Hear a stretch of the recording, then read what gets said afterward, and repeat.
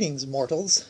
Today we're going to take a look at some Game Boy and Game Gear games, which I actually picked up last October, but I never got around to making the video for.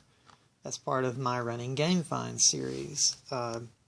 Also around that same time, I also picked up this cool Psylocke figure, which I'll probably do an unboxing on. I got her for only $2. And I'm going to throw in a couple of bonus games, which I actually got a long time ago, but just never really got around to playing until now. But since I'm doing Game Boy and Game Gear games for this video, what better time, right? Today's videos are brought to you courtesy of the indispensable Game Boy player for the Nintendo GameCube. It slices, it dices, it juliennes, and it plays everything from the original Game Boy to Game Boy Color to Game Boy Advance, as pictured here. Not that I'm a big fan of Zelda or anything.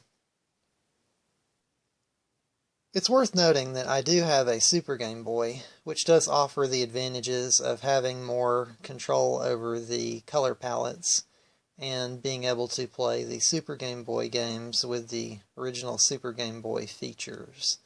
But for the purposes of this video, I decided to go with the Game Boy player because there are a couple of Game Boy Color games that I'll be playing, and unfortunately they will not work on the Super Game Boy, as it is the original Game Boy and Super Game Boy games only.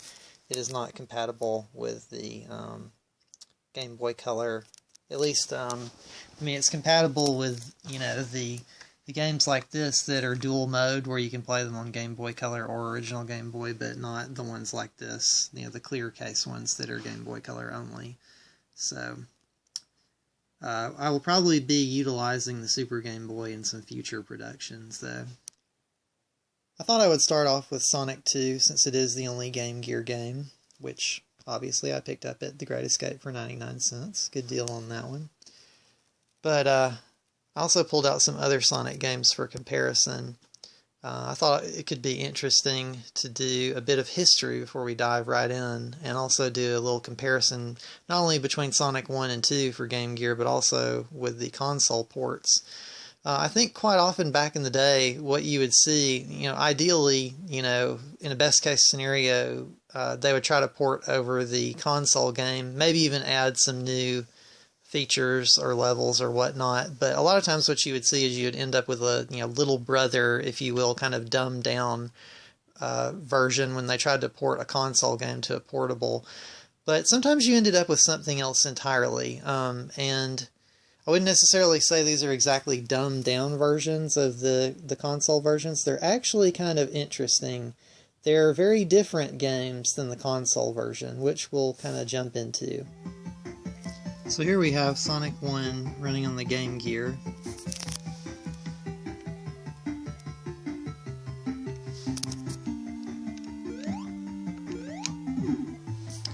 And for comparison purposes, here is Sonic 1 running on the Nomad. So as you can see,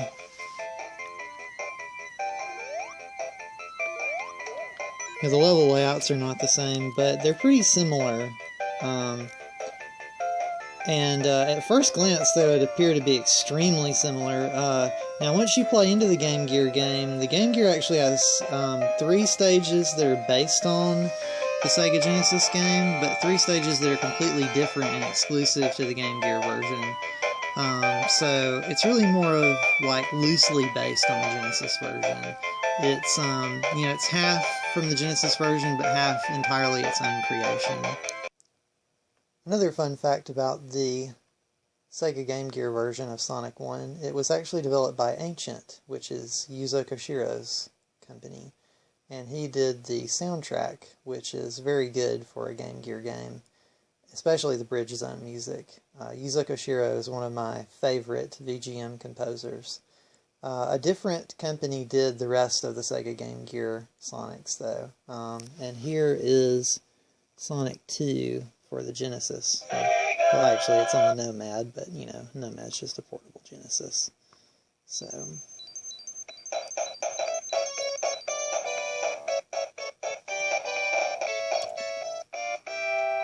So as you'll notice, it starts up in Emerald Hill, and you have Sonic and Tails here running around doing their thing. And here we have the Sega Game Gear version of Sonic 2, which, as you can see, features Tails, sort of.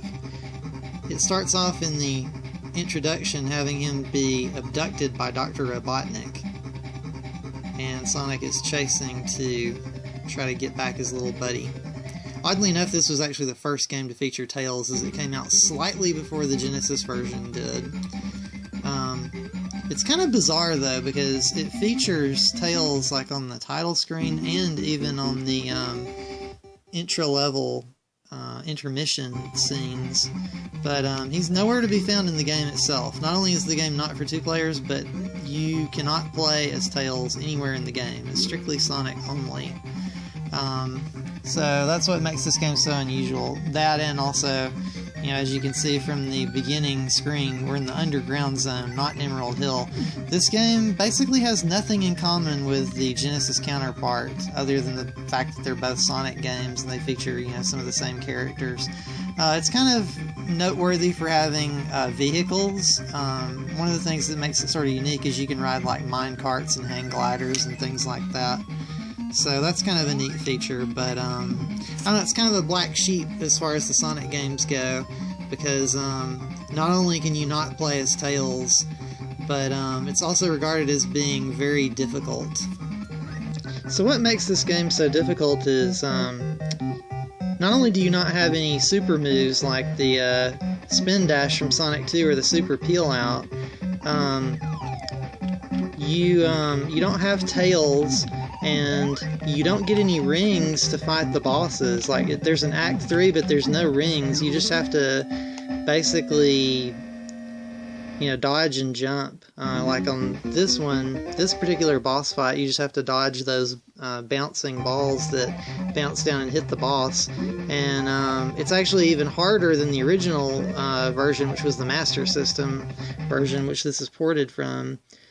Because the not only is the viewable screen area smaller on the Game Gear, but they changed the behavior of the bouncing balls to where they're randomized instead of following a pattern. You don't have very much time to react to them, so this first boss fight is actually very difficult. I mean, it's by no means a bad game. It's just kind of not one of the best Sonic games, and it's not for the faint of heart. Thanks for tuning in for this look at the Sonic games for Game Gear. I've decided to make this a 3-part series, so if you liked part 1, please stick around for part 2 and 3, which will be posted later this week. Until then, Sonic says, see you next mission.